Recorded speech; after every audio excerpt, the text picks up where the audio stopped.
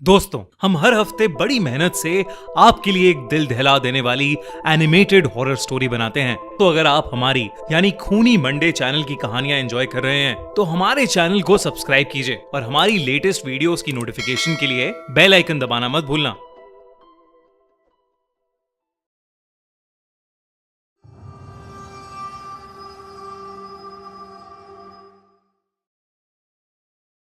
Summer camp.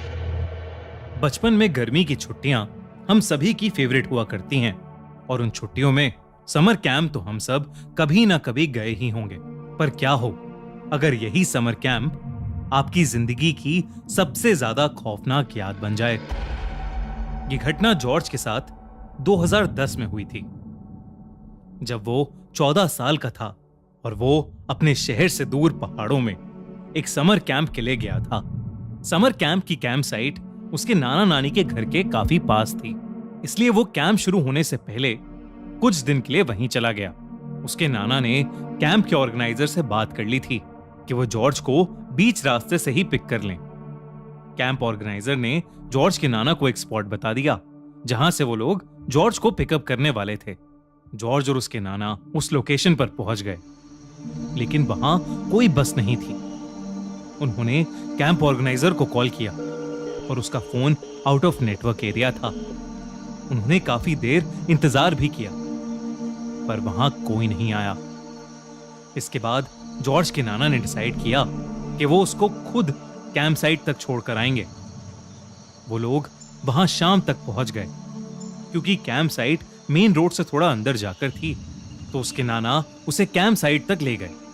Camp का organiser उनके पास आया और जॉर्ज के नाना से मिला।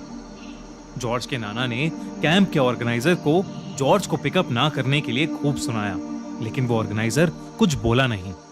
उसके बाद जॉर्ज के नाना जॉर्ज को कैंप में छोड़कर वहां से वापस लौट गए।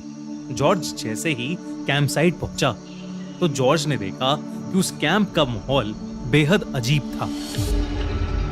सारे बच्चे चुपचाप एक सर्कल में बैठे हुए थे और जॉर्ज को अजीबोगरीब नजरों से देख रहे थे।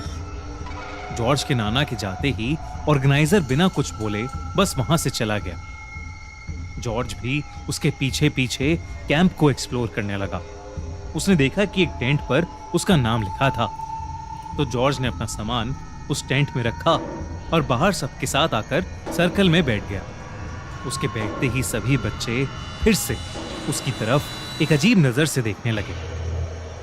जॉर्ज ने एक दो बच्चों से बात करने की कोशिश भी की, मगर कोई कुछ बोल ही नहीं रहा था। सब बस उसे घूर घूर कर देखे जा रहे थे। तभी सर्कल में बैठा एक बच्चा उठा। उसने जमीन पर पड़ा एक बड़ा सा पत्थर उठा लिया और गुस्से से जॉर्ज की तरफ आगे बढ़ने लगा। उसे देखकर आसपास बैठे बच्चे भी उठे और जॉर्ज की तरफ आने लगे। सबके चेहरों पर बेहद गुस्सा था। जॉर्ज ये देखकर बहुत डर गया।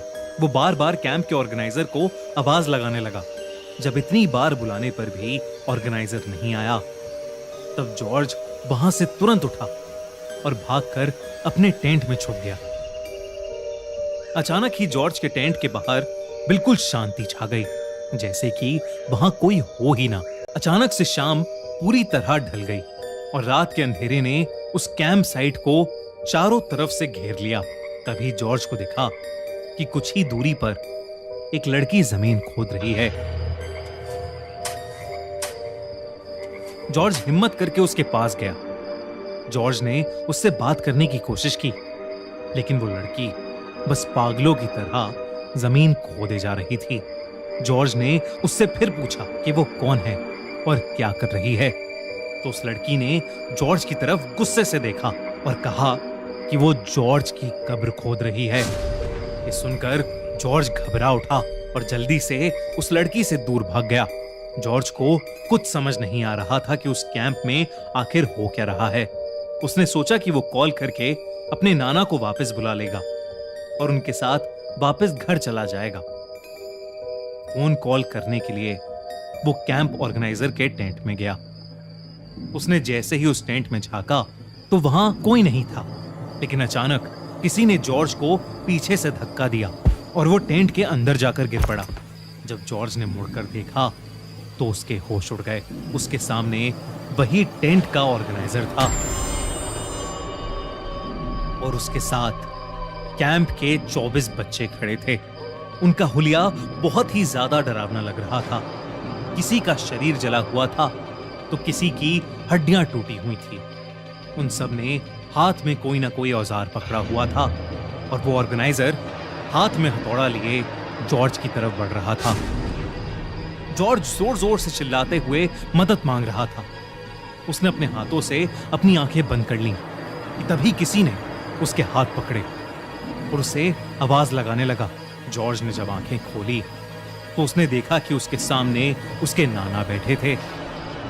उसके नाना ने बिना कुछ बोले जॉर्ज का हाथ पकड़ा और उसको वहां से सीधा अपनी कार में ले गए। जॉर्ज अभी भी बहुत डरा हुआ था और उसकी आंखों से आंसू बहे जा रहे थे। कैंप साइट से बाहर जाते जाते जॉर्ज और उसके नाना को ढेर सारे लोगों की चिल्लाने और रोने की आवाज सुनाई दे रही थी। जॉर्ज काफी देर तक एकदम शांत बैठा रहा और उसने अपने नाना से बिल्कुल बात नहीं की। उसके नाना ने उस कैंप साइट से करीब 70-80 किलोमीटर दूर जाकर गाड़ी रोकी। जॉर्ज के नाना ने जैसे ही उससे उसका हाल पूछा तो वो जोरों से रोने लगा और उसने अपने नाना को सब बताया, वो सब जो उसके साथ उस कैंप साइट पर हुआ था। उसके नाना ने उसे शांत किया और जॉर्ज को गले लगाकर उसे एक ऐसी बात बताई जिसे सुनकर जॉर्ज का दिल दहल गया। जॉर्ज के नाना ने उसे बताया कि जब वो वापस लौट रहे थे तो उनका फोन आउट ऑफ नेटवर्क हो गया था। जब कुछ दूर जाकर उनका फोन नेटवर्क में आया तो उनको एक फोन आया। वो फोन समर कैंप की टीम से था। उन्होंने उसके नाना से कहा कि वो बहुत देर से उनका फोन मिला रहे हैं। उन्होंने जॉर्ज के नाना को बताया कि जिस बस में सब बच्चे और कैंप ऑर्गेनाइजर था उसका रास्ते में ही एक्सीडेंट हो गया था और उस एक्सीडेंट में कैंप ऑर्गेनाइजर के साथ साथ बस में मौजूद सारे बच्चे भी मारे गए। उस फोन कॉल के तुरंत बाद जॉर्ज के नाना जी फौरन ही जॉर्ज को उस कैंप से वापस लेने आ गए। जॉर्ज और उसके नाना जी काफी देर तक एक दूसरे को गले लगाए रहे। उस दिन जॉर्ज 2 बार मौत के मुंह से बचा, लेकिन उसके साथ जो भी हुआ उसके बाद से कभी भी वो किसी कैंप में नहीं गया और ना ही कभी वो उस भूतिया कैंप को भुला पाया है। ये वीडियो अच्छी लगी तो हमारा चैनल खूनी मंडे सब्सक्राइब करना बिल्कुल मत भूलना।